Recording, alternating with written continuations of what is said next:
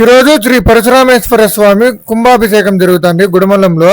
మేము మా ఊరి నుంచి ఎర్లీ మార్నింగ్ అయితే బయలుదేరేసాము. వెళ్లే దారిలో వెంకటరమణ స్వామి దర్శనం చేసుకున్నాము. అలాగే ఒకలమాత అమ్మవారిని కూడా దర్శనం చేసుకున్నాము.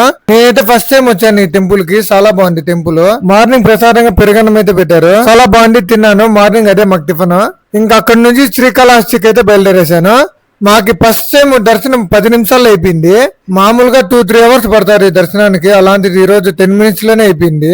ఇంకా లడ్డు కౌంటర్ కి వెళ్లి లడ్డు తీసుకున్నాను. ఒక లడ్డు 15 రూపాయలు చార్జ్ చేశారు. ఇక్కడ అలాగే అన్నదాన కార్యక్రమాలు కూడా జరుగుతాయి. ఇక్కడ అన్నం పెట్టే ముందు దేవునికి పూజ చేసి టెంకాయ కొట్టి మళ్ళీ అందరికి వడ్డిస్తున్నారు. ఇక్కడ ఫుడ్ బాగుంటుంది, ఎప్పుడైనా వస్తే తినేసి రండి మర్చిపోకుండా. ఇంకా అక్కడి నుంచి గుడిమల్లం టెంపుల్ కి అయితే బయలుదేరేశాను. ఈ గుడి మన భారతదేశంలోనే మొట్టమొదటి శివాలయము.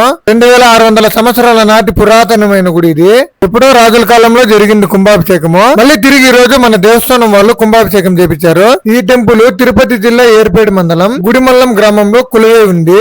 అలాగే ఈ రోజు సాయంత్రం 6:30 నుంచి 8:30 వరకు శివపార్వతుల కళ్యాణోత్సవం జరుగుతుంది. ఈ గుడి 41 డేస్ అయింది క్లోజ్ చేసి, తిరిగి ఈ రోజు ఓపెన్ చేశారు. ఈ 41 డేస్ దర్శనం చేసుకునేకి బాల విగ్రహాలు బయట పెట్టారు.